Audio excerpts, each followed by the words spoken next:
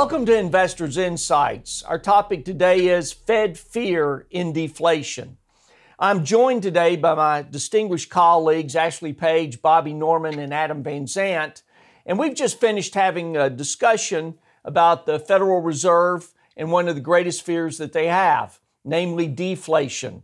When things are at this price and a few weeks later, they're at a lower price. And so the consumer can very well go, you know what? I'm not going to buy it this week because I'm going to wait for it to be at a lower price in a few weeks. It's something that Japan has dealt with since the 1990s, and it now is going to start becoming a topic based on comments made by the Federal Reserve Chairman Jerome Powell in some of his previous comments. Now, that said, though, we had an intense dialogue, and Bobby, you did a great job because the Fed chairman speaks this week. Is that correct? That is correct, Greg. Actually, with lawmakers unable to agree on another stimulus package, more attention is being paid to what the Fed does. And this week, on Tuesday and Wednesday, the Fed is meeting for the final time before November's election.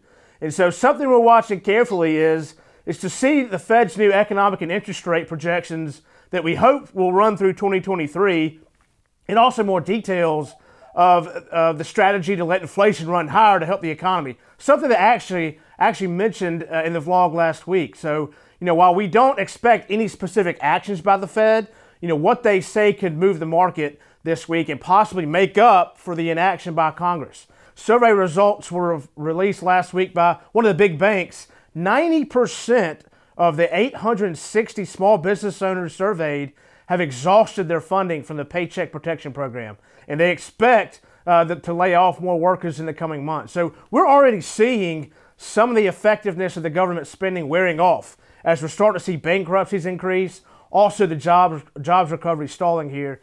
And so in addition to the Fed meeting, which is going to be very important, the markets could also be impacted by some of the economic reports coming out. So Tuesday, industrial production report, and then Wednesday, the big one, retail sales. Remember, 68% of our economy is consumer spending, and we'll get a good gauge on that with the retail sales coming out Wednesday. So again, two reports that have trended up in recent months that will be getting a lot of attention this week.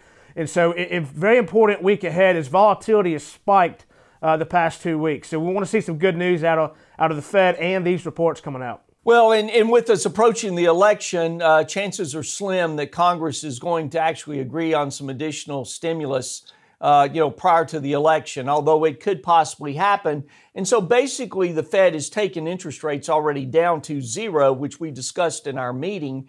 And so a lot of things that they can do to help the economy have already played out. You're right about the PPP money already, running out for a lot of groups out there. So we're now starting to get into some interesting scenarios. And I want to emphasize something here. And Adam, I want to bring you in because we're watching every sector. And so there are sectors that thrive in this kind of environment, and there are sectors of the market that do not thrive in this kind of environment. So as we talk about deflation and the possibilities, as we talk about what's going on in the economy, we're not advocating or saying that we're going to see any big major dips in the market. We may see more volatility, but the reality of it is we're still in a territory here where we've had some very positive, surprising news as well that was unexpected. So Adam, talk just briefly about the trading range of the market at this point. Yeah, Greg, and you're exactly right. And you heard Bobby talk about a lot of fundamentals. So, from a technical analysis side, we like to put numbers behind all these things. And the S&P closed at 3340. So that was Friday's close. So now we're going back. We're seeing a lot of volatility, like Bobby said, in September. So now we have new resistance levels that we're looking at.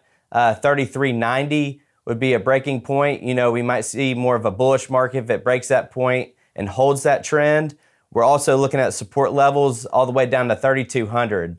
So if we break through that level, we might see a lot of the bears come out. The reason we keep up with this, just to your point, Greg, you talked about the sectors.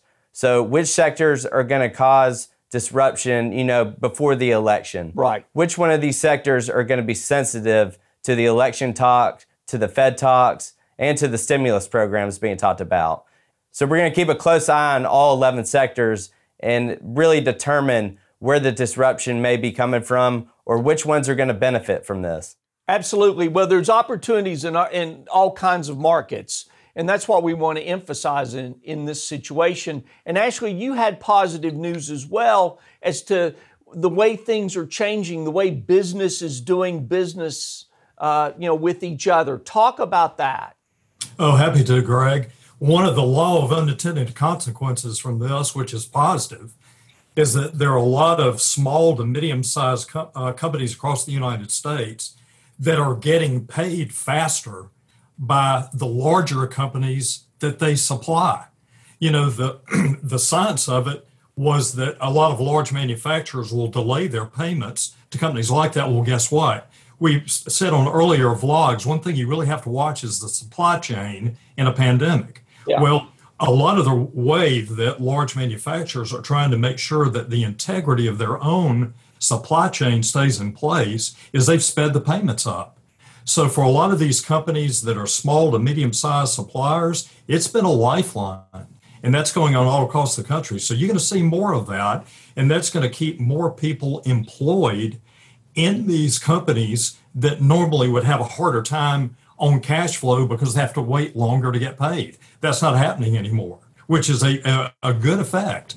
Very much so, and it also emphasizes that innovation makes a difference. Oh, absolutely. People are innovating. What's the best way? What's the new way? Just like here, as we do these vlogs with our clients to get them this kind of information, we're trying to keep them updated, give them knowledge to help them confront the fear. It also, with this whole discussion of deflation, things behind the scenes in the economy, ways to navigate the market, ties into our whole philosophy of financial planning in relation to portfolio strategies, to do worst case planning so that you know if you can get through that, then you should be able to do extremely well as we move forward, should you have additional growth rates. So there's a lot of opportunities here. We just like to keep you aware of the topics and what we feel like is the real news you need to be focused on. We also do that through our social media, these vlogs, our podcast, a wide range of ways, in addition to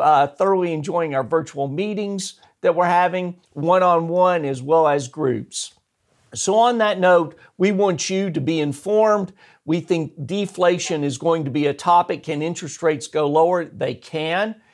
Do we go below zero? I think we've learned something from Europe in terms of negative rates, but we are going to see over the coming months some additional innovation and changes that will give us insight as we go towards 2021. Have a great week. We'll keep you updated as we continue moving forward and getting closer to the election. Thanks again.